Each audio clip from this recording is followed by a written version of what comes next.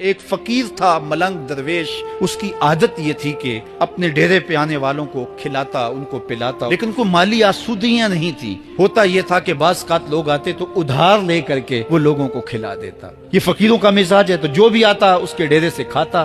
وقت آخر آ گیا، جن لوگوں نے ادھار دیا تھا وہ سارے تقاضا کرنے آ گئے۔ اب بابا جی کو کیا فکر لاحق ہے کہ یہ میرے مہمان اور میں ان کو کچھ پیش کرنے کی صلاحیت نہیں رکھتا۔ ایک بچہ تھا، وہ کچھ سامان بیچ رہا تھا، پتیسا بیچ رہا تھا یا کوئی اور چیز بیچ رہا تھا۔ کہا تم بیچ رہے ہو تو میرے مہمانوں کو کھلا دو۔ تو سارا ان مہمانوں کو کھلا دیا گیا، اور اس کے بعد کہا بابا جی پیسے؟ کہا تم بیٹھ جاؤ، جب ان کو ملیں گے تو تجھے بھی مل جائیں گے۔ وہ بیٹھ گیا، 2 4 10 منٹ بیٹھا تو بچہ تھا، پھر کھڑا ہو گیا، بابا جی پیسے؟ میری ماں میرا انتظار کر رہی ہے، ہمارے گھر کا چولہا اسی سے جلتا ہے، میں یہ پیسے لے کر جاؤں گا اور ہم شام کا گھر کا کوئی سلسلہ کریں گے۔ کہا بیٹا جب ان کو ملے گا تو تجھے بھی مل جائے گا۔ بچے نے رونا شروع کر دیا۔ یتیم بچہ تھا، اس کا سارا آسرا یہی تھا۔ جب بچہ رویا اللہ کی رحمت کو جوش آیا۔ کوئی مرید نذرانہ لے کے ان بزرگوں کے پاس آ گیا، وہ اتنے پیسے تھے کہ اس بچے کو بھی دیے، جتنے لوگ آئے تھے سب کا قرض چکایا۔ کہا جاؤ گھروں کو۔